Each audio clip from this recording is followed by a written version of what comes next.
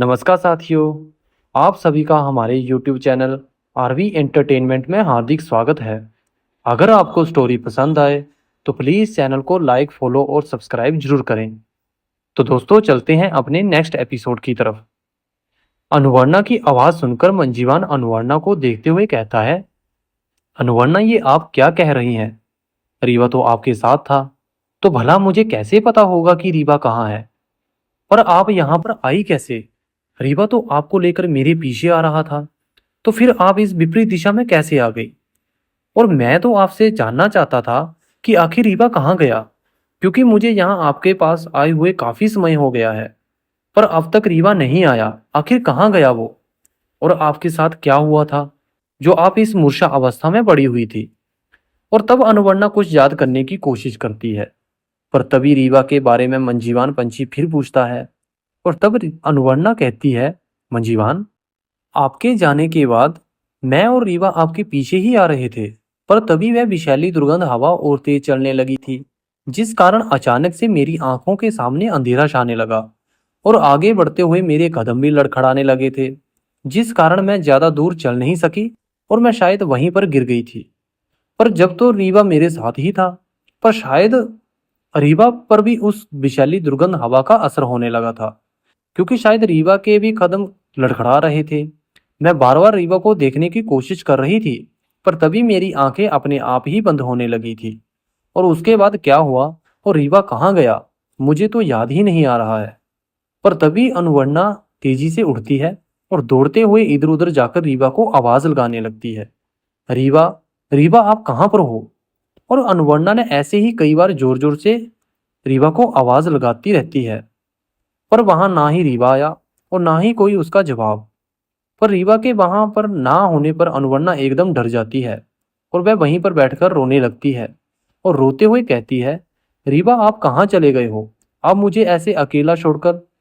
और अनुवर्णा अब कुछ समझ ही नहीं पा रही थी कि अब वह रीवा के बिना क्या करे और रीवा को कहाँ ढूंढे। और मंजीवान भी एकदम उदास था रीवा के ऐसे गायब होने से। और मंजीवान भी वहां से काफी दूर दूर जाकर देखता है कि रीवा कहाँ पर है। मंजीवान को रीवा वहां कहीं पर भी नहीं दिख रहा था। और फिर मंजीवान अनुवर्णा के पास आकर कहता है, अनुवर्णा, आखिर रीवा कहाँ गया? क्योंकि मैंने काफी दूर दूर तक जाकर देखा देखा पर रीवा मुझे कहीं भी नहीं मिला। और अब मुझे तो लग रहा है कि रीवा के साथ जरूर कुछ अहित हुआ है, क्योंकि रीवा कभी भी आपको ऐसी स्थिति में अकेला छोड़कर जा ही नहीं सकता है। वह जरूर किसी संकट में फंसे हुए हैं। अनुवर्णा जी जल्दी चलो, चलकर रीवा को ढूंढते हैं। पर अनुवर्णा पर तो जैसे मंजीवान की एक बात का भी असर नहीं हो रहा था। वह सिर्फ चुपचाप वहीं बैठी आंसू बहा रही थी और बार बार अब अनुवर्णा के सामने रीवा का चेहरा ही नजर आ रहा था। और वह अपने आप में पछता रही थी, क्योंकि अनुवर्णा को पहले ही एहसास हो गया था कि कोई संकट आने वाला है। पर अनुवर्णा उसके बारे में रीवा को यह सोचकर नहीं बताती कि शायद वह उसका भ्रम हो। पर अब रीवा के ऐसे कहीं पर ना मिलने पर उसे समझ आ रहा था कि उसे पहले ही उस एहसास के साथ सचेत हो जाना चाहिए था। और अनुवर्णा बार बार यही सोचकर रोए जा रही थी। और अनुवर्णा को ऐसा रोता देख मंजीवान अनुवर्णा के पास जाकर उससे कहता है, अनुवर्णा, आप ऐसे समय क्यों नष्ट कर रही हो? आप तो ये सोचो कि हम रीवा को शीघ्र कैसे ढूंढें। आप तो अब बस अपनी किसी शक्ति का प्रयोग करके यह जानने की कोशिश करो कि आखिर रीवा कहाँ। और मंजीवान के कहने पर अनुवर्णा अपने आंसुओं को पोंछते हुए उठती है और मंजीवान की तरफ देखते हुए कहती है, हाँ मंजीवान, आप ठीक कह रहे हो। मुझे ऐसे रोना नहीं चाहिए और मैं रीवा तक शीघ्र ही पहुंचूंगी। और मैं अपने रीवा पर एक जरा सी भी खरोच भी नहीं आने दूंगी, चाहे इसके लिए मुझे अपने प्राण ही क्यों न त्यागने पड़े। पर तभी मंजीवान कहता है, अनुवर्णा जी, यह आप क्या कह रही हैं? मैं तो आपको और मेरे मित्र रीवा को सकुशल हमेशा देखना चाहता हूँ, और आप कृपा करके अपने प्राणों को त्यागने की बात भूल कर भी मत करना। अगर आपको कुछ हो गया तो रीवा भी जीवित ही नहीं रह पाएगा। और तभी अनुवर्णा अपनी आंखें बंद करती है और अपनी शक्तियों के प्रयोग से यह जानने की कोशिश करती है कि आखिर रीवा है कहाँ। और कुछ ही देर में अनुवर्णा अपनी आंखें खोलती है और जो देखा उसके बारे में कुछ मंजीवान से कहती है कि मंजीवान पहले ही काफी तेज आवाज में कहा, क्या देखा अनुवर्णा आपने? रीवा ठीक तो है, और वह कहाँ है? हम शीघ्र ही उसके पास चलते हैं। पर कुछ सोचते हुए अनुवर्णा धीमी आवाज में कहती है, मंजीवान, मुझे मेरी शक्तियों ने जिस स्थान को दिखाया है वहां पर तो सिर्फ घना अंधेरा ही था, पर मुझे रीवा कहीं नजर ही नहीं आया। और यह कहते हुए अनवर्णा चाहते हुए भी उसकी आंखें नम हो जाती हैं।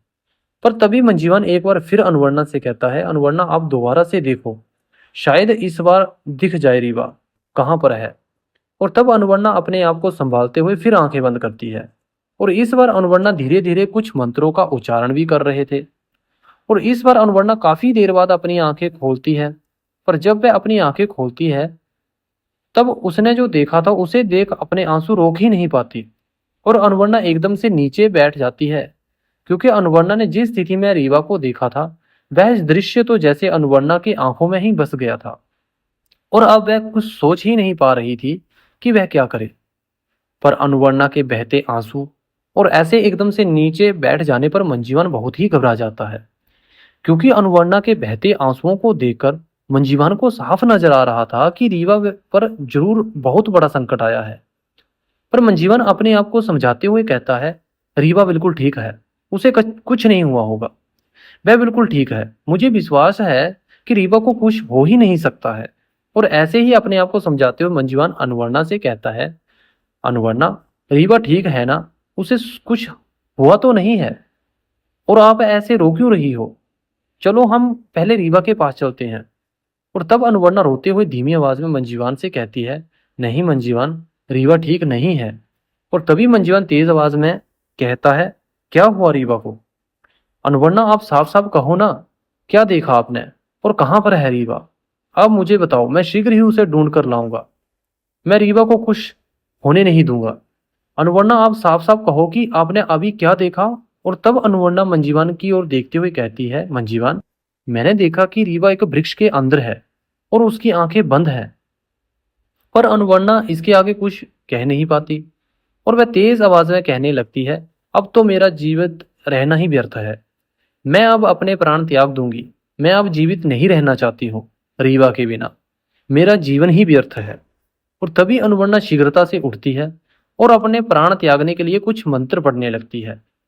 और अनवर्णा को यह सब करता देख मंजीवान एकदम से घबरा जाता है और वह समझ ही नहीं पा रहा था कि यह सब हो क्या रहा है, और अनवर्णा ऐसे कैसे कर सकती है, वह इतनी जल्दी हार कैसे मान सकती है।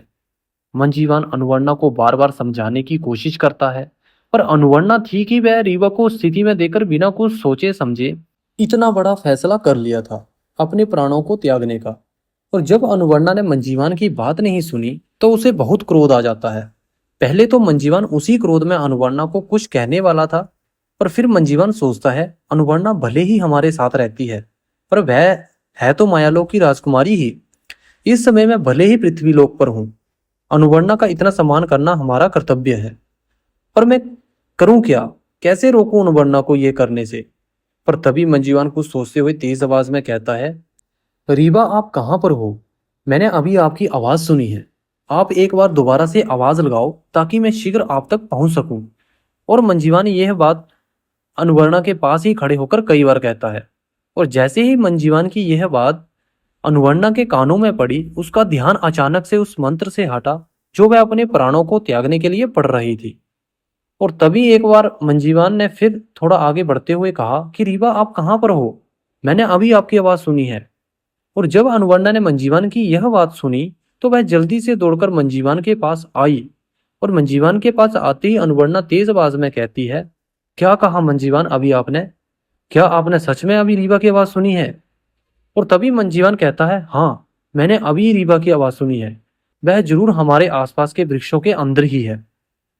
पर तभी मंजीवान थोड़े आश्चर्य भरे शब्दों से अनुवर्णा से कहता है, अनुवर्णा आपने कहा था कि रीवा किसी वृक्ष के अंदर है, पर क्या यह संभव है, भला कोई किसी वृक्ष के अंदर कैसे जा सकता है, क्योंकि मैंने तो ऐसा कभी पहले सुना ही नहीं कि कोई भी किसी वृक्ष के अंदर भी जा सकता है।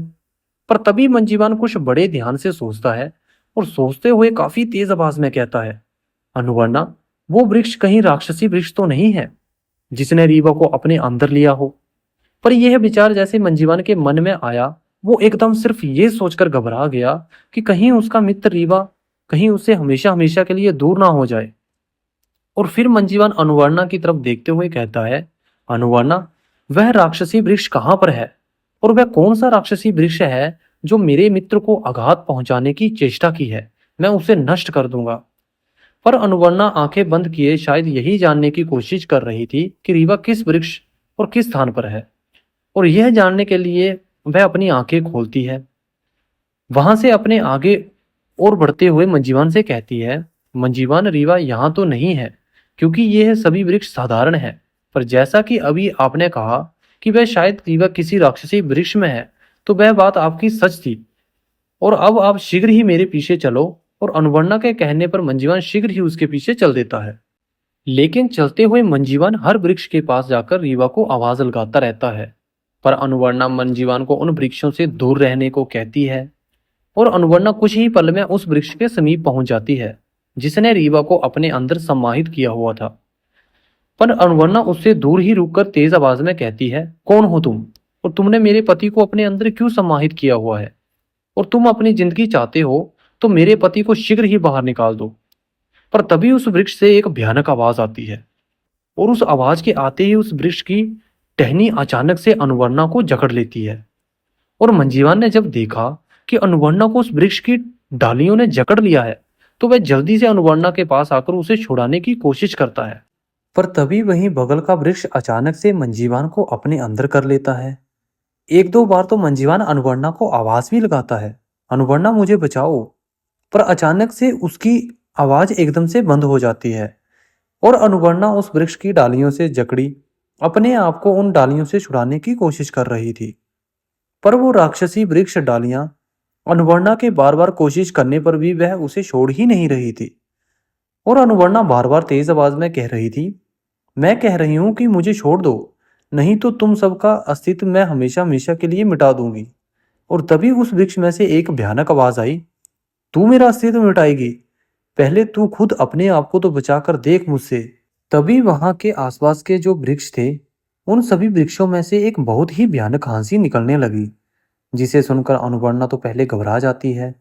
पर जैसे ही उसे रीवा की वह स्थिति का स्मरण होता है, तब अनुवर्णा अपने आप को समझाते हुए कहती है, मुझे ऐसे घबराना नहीं है इन राक्षसों से। मैं इन सभी राक्षसों का अस्तित्व सदा सदा के लिए मिटा दूंगी, पर मैं अपने रीवा को कुछ नहीं होने दूंगी। और तभी अनुवर्णा की आंखें क्रोध से एकदम लाल हो जाती हैं, और वह उसी क्रोध में तेज आवाज के साथ कहती है, मैं कह रही हूं, जो तूने मेरे रीवा अपने अंदर सम्माहित किया हुआ है उसको तुम छोड़ दो, नहीं तो अब बहुत ही बुरा होगा तुम सबके साथ। पर तभी वह वृक्ष जो वहां पर सबसे बड़ा वृक्ष था, जो बाकी वृक्षों का वृक्षा राक्षस राजा था, वह फिर तेज आवाज में कहता है, चल दिखा तू कितनी शक्तियां हैं तेरे पास, हम तो देखें कैसे तू वृक्षा राक्षस का अस्तित्व मिटाती है। पर वृक्षा राक्षस को कहाँ पता था कि अनुवर्णा कोई साधारण लड़की नहीं, बल्कि मायालोक की राजकुमारी है, और अनुवर्णा के पास कितनी शक्तियां हैं वो तो वह खुद ही नहीं जानती है। और उस वृक्षा राक्षस जिसने रीवा को अनजाने से अपने अंदर समाहित कर लिया था, उसके इतना कहते ही अनुवर्णा को क्रोध और अधिक बढ़ जाता है। और उसी क्रोध के कारण तो जैसे अनुवर्णा की आंखों में अग्नि जलने लगी हो। और अनुवर्णा उस क्रोध में ही उस वृक्षा राक्षस से कहती है, तो तुझे मेरी शक्तियां देखनी है, मायालोक की राजकुमारी की शक्तियां? ना तुझे तो फिर देख मैं तेरा यह राक्षसी साम्राज्य कैसे नष्ट करती हूँ। और इतना कहते हुए अनुवर्णा अपनी अग्नि के समान जल रही आंखों से वहीं पास ही खड़े एक राक्षस वृक्ष की ओर एकदम से देखती है, और देखते ही देखते वह वृक्ष अपने आप ही जलने लगा। और जैसे ही वह वृक्ष जलने लगा, उसमें से जोर जोर चिल्लाने की आवाज आने लगी, बचाओ मुझे, बचाओ मुझे, महाराज वृक्षा बचाओ मुझे। पर कुछ ही पलों में देखते ही देखते वह वृक्ष रूपी राक्षस पूरी तरह से जलकर नष्ट हो गया। और तभी अनुवर्णा अपनी नजरें उसी वृक्ष के पास एक दूसरे वृक्ष की ओर करती है, और वह वृक्ष रूपी राक्षस अनुवर्णा के सिर्फ देखने से ही जलने लगा। और तभी अनुवर्णा तेज आवाज में उस वृक्ष राक्षस से कहती है, तुझे अभी मेरी शक्तियां और देखनी है, या फिर तू मेरे पति को बाहर निकालेगा?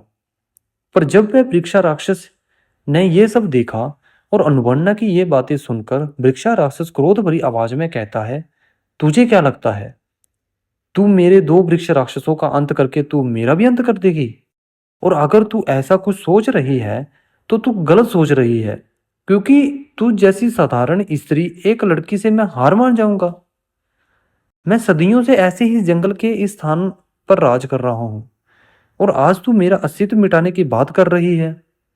और सिर्फ तेरे पास ये शक्तियां नहीं है, मेरे पास भी ऐसी अथाह शक्तियां हैं कि मैं तेरा एक पल में अंत कर सकता हूँ। और अगर तेरे पास शक्तियां हैं तो तू मेरी शक्तियों से अब बचकर दिखा। और तभी वह वृक्षा राक्षस अपनी शक्ति से अनुवर्णा पर प्रहार करने लगता है। पर अनुवर्णा भी अपनी शक्तियों से उस वृक्षा राक्षस की हर एक शक्ति को नष्ट कर दे रही थी। और वृक्षा राक्षस ऐसे अपनी शक्तियों को नष्ट होता देख वह एकदम से बौखला जाता है और तेज आवाज में वह वृक्षा राक्षस उनके बाकी के वृक्ष राक्षसों से कहता है, तुम सब इसे अपनी डाली से पकड़ लो। और वह वृक्षा अनुवर्णा को रीवा की तरह अपने अंदर करने की कोशिश करता है। पर वह वृक्षा राक्षस अपनी तमाम कोशिशों के बाद भी अनुवर्णा को रीवा की तरह अपने अंदर नहीं कर पाता। और तभी वो सभी वृक्ष राक्षस भी अपनी डालियों से अनुवर्णा को पकड़ने की कोशिश करते हैं। पर अनुवर्णा तक पहुंचने से पहले ही वह डालियां अपने आप ही जलने लगती हैं और वह सभी अपने आप ही एक एक करके नष्ट होने लगते हैं। और ये सब देख जितना हैरान वह वृक्षा राक्षस था, उससे कहीं अधिक है अनुवर्णा। क्योंकि अनुवर्णा ने तो अभी उन वृक्षों पर अपनी शक्तियों का प्रहार भी नहीं किया था, तो फिर ये सभी राक्षस अपने आप ही कैसे नष्ट हो गए। और तभी उन वृक्षों के नष्ट होते ही मंजीवान पंछी भी बाहर आ जाता है। और मंजीवान पंछी अपने आप को वृक्ष से बाहर पाकर बहुत खुश होता है और अनुवर्णा की ओर देखते हुए कहता है, अनुवर्णा जी, आपका बहुत बहुत धन्यवाद जो आपने मुझे इस वृक्ष राक्षस से इतनी शीघ्र मुक्ति दिला दी। और रीवा कहाँ है। और मंजीवा ने ये सब कहते कहते अनुवर्णा के एकदम पास आ जाता है और पास आते ही कहता है, अनुवर्णा, रीवा कहाँ है, चलो जल्दी से यहाँ से निकलते हैं, क्योंकि कहीं फिर किसी राक्षस ने मुझे अपने अंदर कर लिया तो इस बार तो मैं शायद जीवित बाहर आ ही नहीं पाऊंगा। पर तभी मंजीवान की नजर उस सबसे बड़ी वृक्ष पर पड़ी जिसके अंदर रीवा था। और तभी मंजीवान फिर काफी तेज आवाज में कहता है, अनुवर्णा, आपने अब तक इस वृक्ष रूप राक्षस का अंत क्यों नहीं किया। और तभी अनुवर्णा मंजीवान की ये सब बातें सुनकर कुछ सोचने लगती है। और अनुवर्णा ये भी समझ नहीं पा रही थी कि आखिर वह वृक्ष रूपी राक्षस अपने आप कैसे नष्ट हो गए। आखिर ऐसा कौन है इस जंगल में जो मेरी सहायता कर रहा है। पर तभी वह वृक्ष राक्षस अनुवर्णा को ऐसे जब कुछ सोचता हुआ देखता है तो वह चुपके से फिर मंजीवान को अपनी एक बड़ी शाखा में लपेट लेता है। और जब अनुवर्णा मंजीवान से कुछ कहने के लिए उसकी ओर देखती है तो मंजीवान तो वहां पर था ही नहीं। और तभी अनुवर्णा काफी तेज आवाज में मंजीवान को आवाज लगाती है, मंजीवान, मंजीवान। पर तभी वह वृक्ष राक्षस जोर जोर से हंसने लगा। और जब अनुवर्णा वह भयानक हंसी सुनी तो वह उस वृक्षा राक्षस की ओर देखते हुए कहती है, अपना अंत नजदीक आता देख तू बौखला गया है क्या। क्योंकि तेरे सभी राक्षसों का अंत तो हो ही गया है और अब तू भी अपने अंत के लिए तैयार हो जा। पर वह वृक्षा राक्षस अपनी भयानक हंसी के साथ ही अनुवर्णा से कहता है, पहले जरा ऊपर तो देख, तेरा ये बोलने वाला पंछी किस स्थिति में है और उसका अभी क्या होने वाला है। और अगर तूने मेरे अंत के बारे में सोचा भी तो मैं इस पंछी को मार दूंगा। और जो मानव मेरे अंदर मेरे आहार स्वरूप में है उसे भी मैं अभी मार दूंगा, क्योंकि वह मानव अभी भी जिंदा है। पर अब अगर तूने मेरे ऊपर अपनी किसी शक्ति का प्रहार किया तो मेरे साथ उसका भी अंत निश्चित है। और ये सब कहते हुए वह वृक्षा राक्षस अब भी भयानक हंसी ही हंस रहा था। और उस वृक्ष की यह बात सुनकर अनुवर्णा घबरा जाती है और सोचने लगती है कि आखिर वह क्या करे और रीवा को कैसे बाहर निकाले, क्योंकि वह तो उसके अंदर ही है।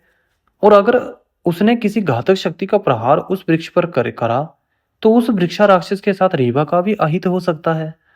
और ये सब सोचकर एकदम अनुवर्णा परेशान हो जाती है।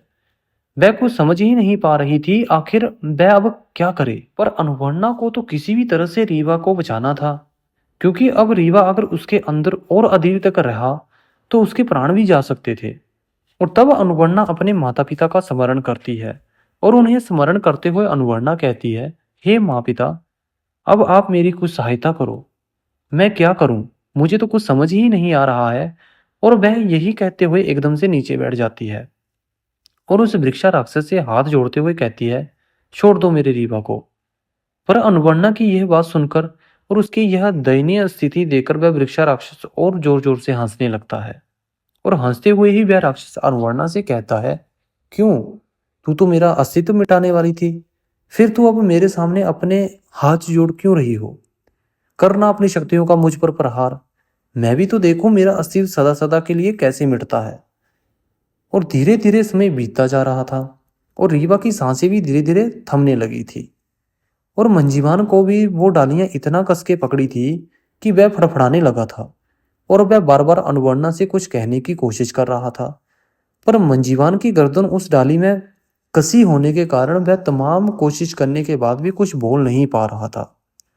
और वह राक्षस अनुवर्णा की यह स्थिति देखकर बस ऐसे ही हंसे जा रहा था। और अनुवर्णा बार बार उस वृक्षा राक्षस की उस भयानक हंसी को सुनकर परेशान हो गई थी। और अनुवर्णा को उस राक्षस पर इतना अधिक क्रोध आ रहा था कि वह उसे शीघ्र ही जलाकर उसका अंत कर दे। पर रीवा को सोचकर वह अपने क्रोध को संभाल रही थी। और अनुवर्णा तो उसे पहले ही नष्ट कर देना चाहती थी, पर अगर अनुवर्णा उस वृक्ष पर अपनी किसी भी शक्ति का प्रहार करती तो रीवा को कुछ भी हो सकता था। और यही सोचकर अनुवर्णा अपने अंदर के क्रोध को शांत करके उस वृक्ष से रीवा को बाहर निकालने के लिए उस राक्षस के सामने अपने हाथ जोड़ रही थी।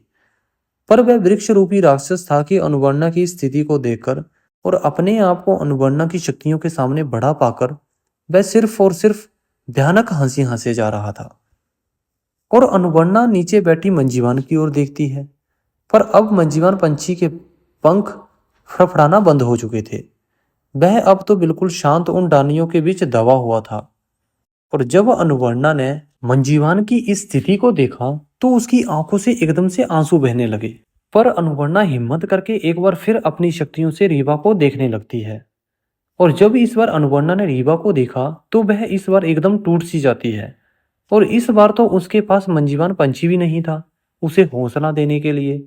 और रीवा को देखने के बाद अनुवर्णा को लगा अब तो उसका जीवित रहना ही व्यर्थ है। और वह तभी फिर से अपने प्राणों को त्यागने के बारे में सोचती है। पर तभी वहां अचानक से तेज हवाएं चलने लगी और तभी वहां अचानक से तेज प्रकाश उत्पन्न हुआ। और देखते ही देखते वह राक्षस रूपी वृक्ष अपने आप ही टूटकर एक एक डालियों से अलग होने लगा। और तभी अचानक उस वृक्षा राक्षस की बड़ी बड़ी शाखाओं के टूटने के कारण उस राक्षस का अंत होने लगा। और वह राक्षस अपना अस्तित्व मिटता देख बहुत जोर जोर से चिल्लाने लगा। और वह राक्षस इतनी जोर चिल्ला रहा था कि वहां पूरे स्थान उस राक्षस की भयानक चिल्लाने की आवाज ही गूंज रही थी। और वह वृक्ष के बीचों बीच से अलग हो गया। और वहीं खड़ी अनुवर्णा बड़े आश्चर्य से ये सब देख रही थी, क्योंकि अनुवर्णा कुछ समझ ही नहीं पा रही थी कि ये सब आखिर कैसे हो रहा है और ये सब कर कौन रहा है। और अनुवर्णा ये सोच ही रही थी कि तभी उस वृक्ष के बीचों बीच से दो टुकड़े हो जाने पर उसे वहीं पर रीवा नीचे पड़ा दिखा। और अनुवर्णा ने जैसे ही रीवा को देखा वह दौड़कर रीवा के पास गई। और अनुवर्णा रीवा के पास जाकर जल्दी से उसका सर अपने ऊपर रख लेती है। और तभी अनुवर्णा के देखते ही देखते वह राक्षसी वृक्ष पूरी तरह से नष्ट हो गया और उस वृक्षा राक्षस का अस्तित्व सदा सदा के लिए मिट गया। और उस वृक्षा राक्षस के अस्तित्व मिटते ही वहां तेज चल रही हवाएं अचानक से बंद हो गई। पर अनुवर्णा इन सब बातों पर ध्यान नहीं दे रही थी, वह सिर्फ रीवा के चेहरे को ही देख रही थी। और रीवा को देखते हुए कह रही थी, रीवा अपनी आंखें खोलो, देखो मैं आपके पास हूं, रीवा उठो ना। और इतना कहते कहते और अनुवर्णा रोने लगती है और उसकी आंखों से तेज आंसुओं की धारा बहने लगती है। और तभी अनुवर्णा के बहते आंसुओं का एक बूंद आंसू सीधे रीवा के होठों पर गिरता है। और अनुवर्णा का एक बूंद आंसू रीवा के निष्क्रिय पड़े शरीर के लिए संजीवनी औषधि की तरह कार्य करता है, जिससे कि रीवा तुरंत अपनी आंखें खोल लेता है। और जैसे ही अनुवर्णा रीवा की आंखों के पलकों को झपकते देखा उसकी घबराहट कम हो जाती है। और अनुवर्णा धीमी आवाज में रीवा की आंखों में देखते हुए कहती है, रीवा आप ठीक तो हैं? पर जैसे ही रीवा ने अपनी आंखों के सामने अनुवर्णा को देखा उसके चेहरे पर मुस्कुराहट आ जाती है और वह अनुवर्णा को देखते हुए कहता है, आप तो ठीक हैं? पर अनुवर्णा रीवा के मुस्कुराते चेहरे को देखते हुए कहती है, हाँ मैं तो बिल्कुल ठीक हूँ, पर आप यहाँ कैसे आए? पर रीवा थोड़ा आश्चर्य भरी नजरों से अनुवर्णा को देखते हुए कहता है, यहाँ कहाँ अनुवर्णा, मैं तो आपके ही पास तो गिर गया था उस विषैली दुर्गंध भरी हवा के कारण। और यही कहते हुए रीवा शीघ्रता से उठता है और अनुवर्णा से कहता है, अनुवर्णा उठो, हमारा इंतजार काका और मंजीवन कब से कर रहे होंगे। रीवा अब भी अनजान था कि उसके साथ क्या हुआ था और मंजीवन पंछी किस हाल में है। उसे तो सिर्फ यही लग रहा था कि वह उस विषैली दुर्गंध हवा के कारण मूर्छावस्था में पड़ा हुआ था। और जैसे ही रीवा ने मंजीवान का नाम लिया, अनुवर्णा वहां से उठती है और आसपास जाकर मंजीवान को देखने लगती है, क्योंकि अनुवर्णा रीवा के मिल जाने से इतना खुश हो जाती है कि वह मंजीवान को भूल ही जाती है। और रीवा अनुवर्णा को ऐसे इधर उधर जाकर कुछ ढूंढता देख तो रीवा उसके पास जाकर कहता है, हमें शीघ्र ही यहाँ से चलना चाहिए क्योंकि हमें काफी देर हो गई है। मैं मंजीवान और सागर काका का इंतजार कर रहा हूँ। और तभी अनुवर्णा इधर उधर मंजीवान को ढूंढते हुए कहती है, रीवा, मंजीवान यहीं पर है।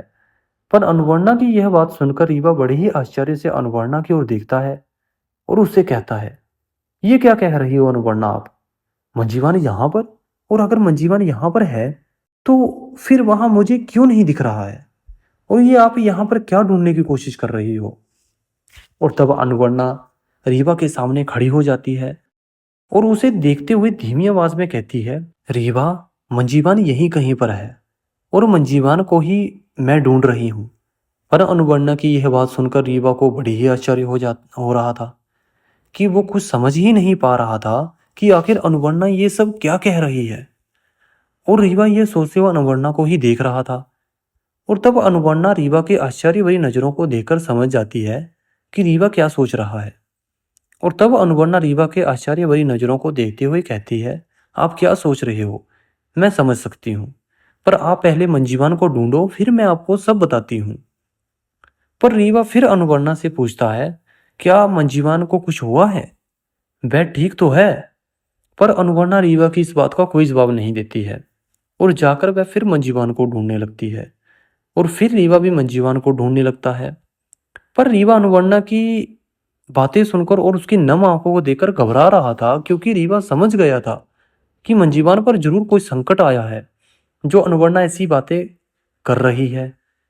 और तभी रीवा के थोड़ा आगे बढ़ते ही उसकी नजर कुछ टूटे हुए पंखों पर पड़ी, जिसे देख वह एकदम डर जाता है, क्योंकि वह पंख किसी और पंछी के नहीं बल्कि मंजीवान पंछी के ही थे। और जैसे ही रीवा ने मंजीवान के ढेर सारे टूटे हुए पंख देखे, वह जल्दी से उसी ओर बढ़ता है जिस ओर मंजीवान के पंख थे। और रीवा उन पंखों के पास पहुंचकर तेज आवाज में अनुवर्णा को आवाज लगाता है, अनुवर्णा, आप यहाँ पर शीघ्र आइए, यहाँ पर देखिए मंजीवान के कितने पंख टूटे हुए पड़े हैं। और तभी अनुवर्णा भी रीवा के पास जाकर उन पंखों को देखकर एकदम घबरा जाती है, क्योंकि अनुवर्णा ने तो पहले यह देख लिया था कि मंजीवान उस वृक्षा राक्षस की डालियों के बीच फड़फड़ाते हुए कुछ ही देर में एकदम शांत हो गया था। इसलिए अनुवर्णा मंजीवान पंछी के उन टूटे पंखों को देखकर एकदम शांत हो जाती है। अनुवर्णा चाहकर भी कुछ कह नहीं पा रही थी, क्योंकि अनुवर्णा को लगा कि मंजीवान शायद अब हमारे बीच नहीं रहा। और मंजीवान के टूटे पंखों को देखते हुए रीवा काफी तेज आवाज में कहता है, अनुवर्णा, आप मुझे साफ साफ बताओ कि मंजीवान के साथ क्या हुआ है और कहां पर है वह? पर अनुवर्णा अभी एकदम शांत खड़ी हुई, यही सोच रही थी कि मंजीवान मेरे लिए कितना कुछ किया, पर मैं उसे बचा नहीं पाई। और अनुवर्णा के कुछ जवाब ना देने पर रीवा और भी घबरा गया और शीघ्रता से वहां से उड़ता है और मंजीवान को आवाज लगाते हुए आसपास उसे ढूंढने लगता है। और तभी रीवा की नजर मंजीवान पर पड़ी, जो थोड़ी दूर पर जमीन पर चुपचाप पड़ा हुआ था। तब रीवा दौड़ता हुआ उसके पास पहुंचता है और जल्दी से उसका सर अपने हाथों पर रख लेता है और उसको देखते हुए कहता है, मंजीवान, आपको ये क्या हो गया? किसने की ये आपकी ये हालत?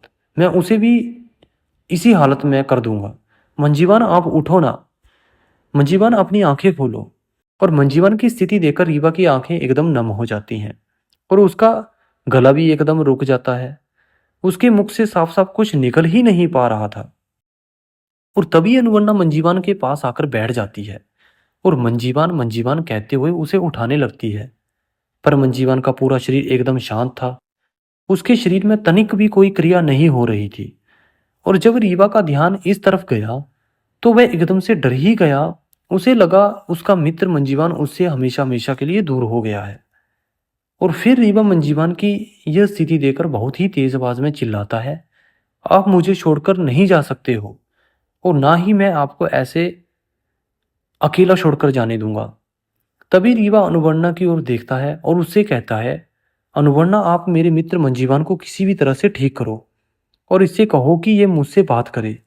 अनुवर्णा आप शीघ्र ही अपनी किसी शक्ति का प्रयोग करके मेरे मित्र को ठीक करो, मुझे इससे बात करनी है। और तभी रीवा फिर से मंजीवान को देखते हुए उससे कहता है, मंजीवान अब आप उठ जाओ, आप यहाँ पर मेरी मदद करने के लिए आए थे, तो मुझे अभी आपकी मदद की आवश्यकता है। और यही सब कहते हुए रीवा अपने आंसुओं को बाहर आने से रोक नहीं पाता है और वह रोने लगता है। अनुवर्णा रीवा की इस स्थिति को देख समझ नहीं पा रही थी कि वह अब क्या करे और मंजीवान को किस शक्ति से ठीक करे, क्योंकि मंजीवान पंछी के शरीर में अब तो प्राण ही नहीं बचे थे, क्योंकि वह परीक्षा राक्षस की डालियों के बीच मंजीवान की गर्दन काफी समय तक दबी हुई थी, जिससे उसकी मृत्यु हो चुकी थी। और यही सोचते हुए अनुवर्णा रीवा के कंधों पर धीरे से अपना हाथ रखते हुए उससे कहती है, रीवा आप अपने आप को संभालो और अब मंजीवान के ऊपर मेरी किसी भी शक्ति का कोई प्रभाव नहीं होगा, क्योंकि पर इसके आगे अनुवर्णा रीवा से कुछ कहती। और तब रीवा फिर से अनुवर्णा से कहता है, अनुवर्णा आपने पहले एक बार मंजीवान की चोटों को ठीक किया था, देखो कितनी चोटें लगी हुई हैं मंजीवान के पूरे शरीर पर। मंजीवान के पूरे शरीर की चोटों को आप जल्दी से ठीक कीजिए और फिर उससे कहो कि मुझसे बात करे, क्योंकि मैं मंजीवान के बिना कभी नहीं रह पाऊंगा। अनुवर्णा बार बार रीवा को समझाने की कोशिश करती है कि मंजीवान अब हमसे कभी भी बात नहीं करेगा, पर रीवा को तो यकीन ही नहीं हो रहा था कि मंजीवान की मृत्यु हो चुकी है। और अनुवर्णा एक बार फिर से रीवा को समझाते हुए कहती है, रीवा मंजीवान अब हमसे कभी भी बात नहीं करेगा, क्योंकि उसकी मृत्यु हो चुकी है। पर तभी रीवा अनुवर्णा को देखते हुए तेज आवाज में कहता है, अनुवर्णा आप ये बार बार क्या कह रही हैं कि मंजीवान मुझसे कभी भी बात नहीं करेगा, और आप बार बार ये क्यों कह रही हो कि मंजीवान की मृत्यु हो गई है। मैं कह रहा हूं ना, आप बस अपनी शक्तियों से इसके शरीर के सारे घाव को ठीक करो, फिर देखता हूं कि मंजीवान मुझसे बात कैसे नहीं करता। और अगर मंजीवान ने मुझसे बात नहीं की तो मैं भी इसके साथ ही सदा सदा के लिए इसके जैसा ही खामोश हो जाऊंगा। और जैसे ही रीवा ने यह बात कही, वहां अचानक से तेज प्रकाश उत्पन्न हुआ और उसी तेज प्रकाश के साथ ही क्या मंजीवान पंछी की सच में मृत्यु हो गई थी? क्या इस बात पर रीवा यकीन कर पाएगा? और क्या जब रीवा को यकीन होगा कि उसके मित्र की मृत्यु हो चुकी है तो उस पर क्या बीतेगी? और वो कौन था जो अनुवर्णा की सहायता कर रहा था? और क्या वो आगे भी रीवा और अनुवर्णा की सहायता करेगा इस जंगल में? यह जानने के लिए जुड़े रहें हमारे YouTube चैनल के साथ। अगर आपने हमारे चैनल को सब्सक्राइब नहीं किया है तो प्लीज़ चैनल को लाइक, फॉलो और सब्सक्राइब जरूर करें। धन्यवाद।